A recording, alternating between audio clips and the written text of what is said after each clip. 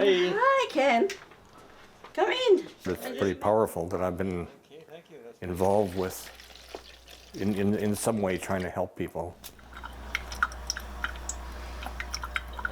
It gets to where we draw from each other's experience. It helps each of us get on with it. She want me to get inside. Since 1990, I was already, having medications, controlling myself. On December 21st, 2012, Ken Bettin and wife Fran Kugler were involved in a two-vehicle accident near Sparwood, British Columbia. The accident would leave Kugler with life-threatening injuries and Bettin with a concussion, broken ribs and a broken right foot. When both were eventually released from hospital, their injuries remained, Fran struggling with damaged lungs, Bettin working tirelessly with doctors over the next 13 months to heal his foot. All day, every day, 24/7, you have pain. They're administering medications to save the foot. That's not working. You're on medication for pain, which isn't working. It really was a burden for him to have that leg infected, and it started to affect his whole body actually, because he was on crutches and trying to get around with essentially dragging a leg around. It was very debilitating for him. In January 2014, Bettin would be advised that amputation was his best option. Despite the constant pain, the decision was still a tough one to make. I remember the feeling that it was almost a fear that your life is perhaps ending. It was, however, a new beginning.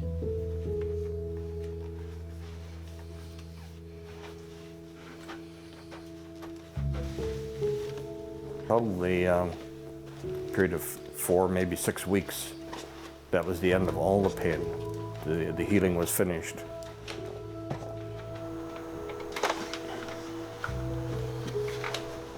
Soon after I was able to walk again, Fran and I were able to just get back on with our plans of where we wanted to travel to and what we wanted to do. Travel was always a passion for the couple, so following the amputation they would embark on a month-long trip across the Middle East with help from Ken's son Ron and daughter-in-law Sheila. We did everything on that trip that any able-bodied person was do, and we just had to figure out how to make it work with an amputee in a wheelchair. Bettin recalls his wife's unwavering optimism throughout the trip, despite her own significant health issues. She had quite an unbelievable spirit. The worst thing you could ever do with Fran is say, no, you can't do it, because that just gave her the extra challenge to show you she could do it. On June 24, 2018, Kugler would ultimately succumb to the injuries she had obtained in the accident. Afterwards, Bettin would do his best to keep busy. I intentionally didn't kind of hide in a corner and withdraw from the world. I very purposely tried to stay involved, and I think that helped a lot. Mine has the button. With encouragement from his doctor, Julian Cernick, Ken would begin mentoring others who were either facing or dealing with amputations of their own. Anticipating having your foot cut off is kind of like your life is ending. So when they meet with me, they were able to see when I walked into the room, and many times I would walk in with trousers and they'd look at me as if, well, there's really nothing wrong with you. But then when I pulled my pant leg up and showed them I had a prosthetic, then it seemed to almost reassure them that life can carry on after their amputation. Bettin's story of constant debilitating pain was a familiar one to Pepita Priagola, who, after being diagnosed with diabetes, was faced with amputation herself. I can sleep for about 2 or 3 hours without pain. But when I wake up and, do some things that I want to do, I can't do it anymore because I feel the pain. At first, Priagola struggled with the reality of losing a foot. After Dr. Cernick noticed that I was really feeling so depressed about that, so he said he will send somebody to like comfort me or so I can ask questions. And he sent me Ken. He said, look at me. I can do this, I can do that. I never thought that I would be doing that too because of the pain before the amputation. I went away with a good feeling, just having been involved with her. It was very powerful for me.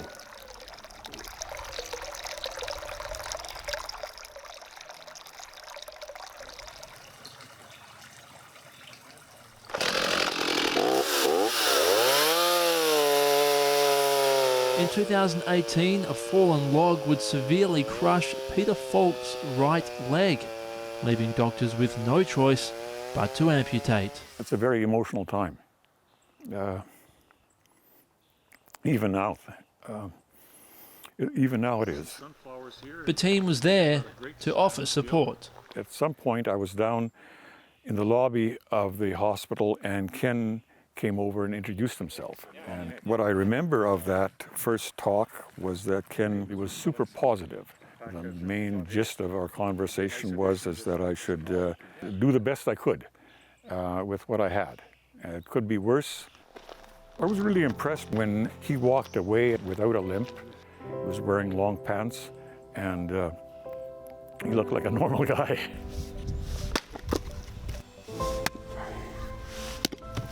These days, Falk's back working on his small farm and has also began sharing his story with a fellow amputee in his neighbourhood.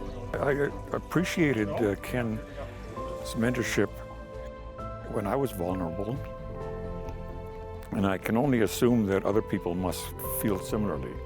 And because of that, I made contact with her. We share things that we encounter in coping with our amputations and our limbs and so on. And I think Ken did that for me, and I'm trying to pass that on to her. As a mentor, Bettin has provided support to more than 20 amputees. His message is simple. We can't always control the things that happen to us, but we can control how we respond. Just hard to put your mind around the fact that you're going to have a foot cut off and life is going to become better. But that's the real truth of it. It should be an inspiration to anybody. The fact that being disabled or being handicapped in any way is really, it's not a reason not to do things. It's just a reason to do things differently and find a different way to approach life.